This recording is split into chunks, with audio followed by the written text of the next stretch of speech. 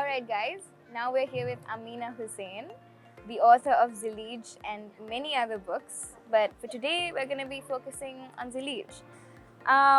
So Ameena, tell me about the process of writing this wonderful book. What inspired you? What maybe lit that spark in you to start writing this, to go on writing this? Hello Talita, and it's an honor to be here with you at the Ceylon Lit Festival. Yeah. And so actually I should tell you, this is my second book of my second collection of short stories.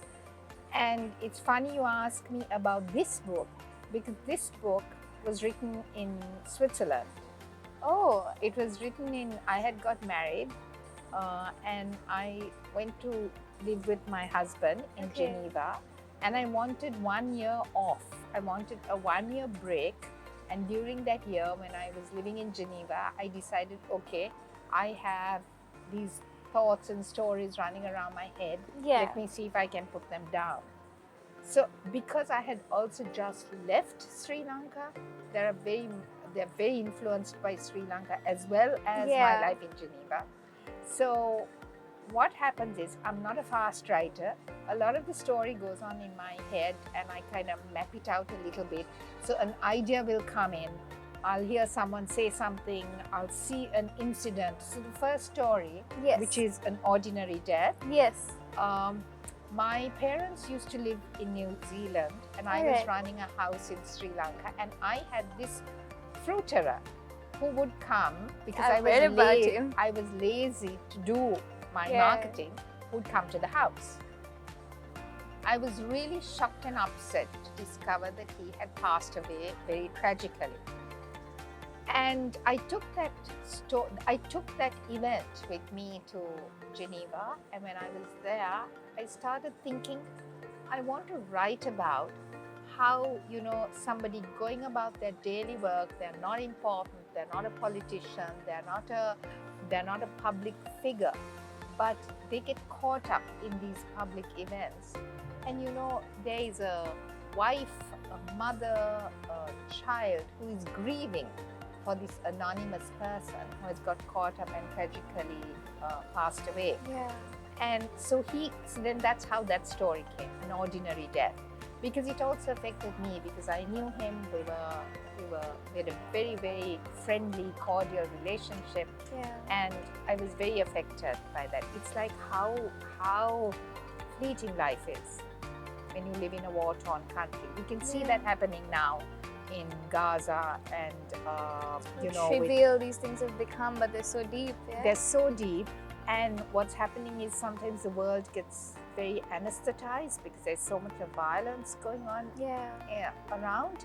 And I feel that it happened in Sri Lanka as well. So it's a reclaiming and a telling of a story. And then it's just life around me. So how I get ideas. I'm even here at the festival, I'm wandering about, I overhear conversations, I see a person, I like the way they look, or they have an interesting face. And then yes, one thing I've noticed about your books is it carries a lot of mundane realism. It's actually really beautiful, like the little things that we forget to actually focus a little hard on.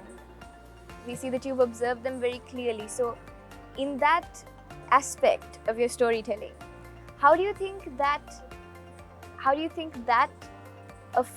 impacts the general public's maybe perception of real world events, real world things that happen and have happened for a long time?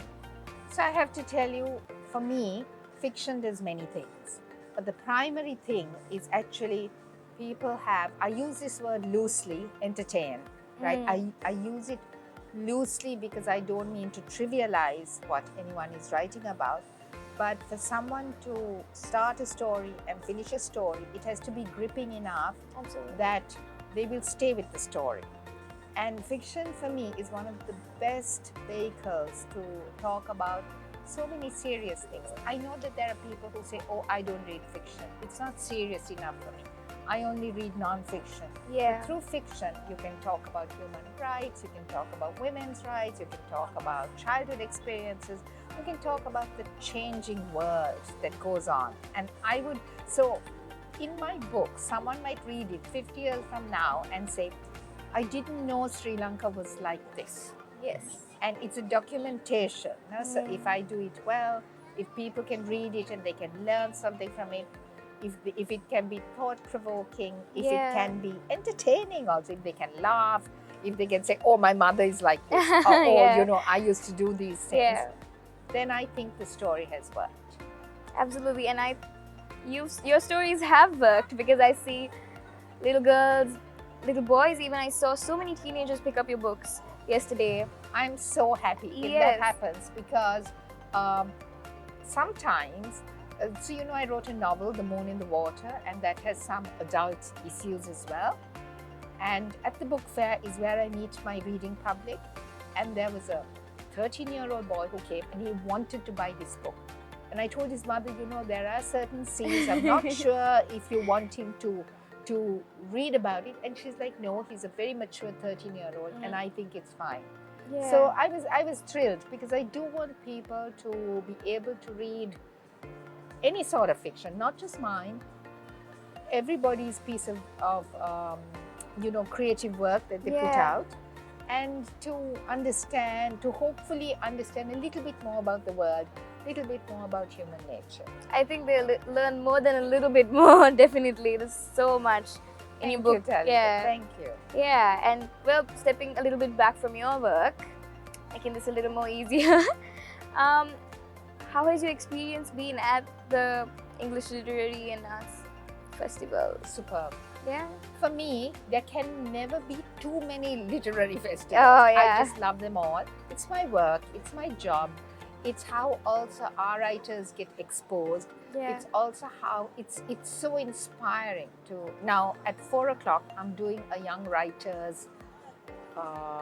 It's not a workshop, but it's like a young writers session. We're going to have, I think, 18-year-olds to 29-year-olds who would like to be writing, and Sean Otto and myself are going to be talking to them.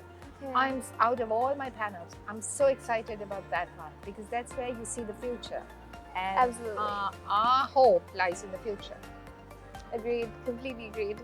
I think you're making a great impact on the coming generation, and I think you're changing a lot of perspectives of the generation before.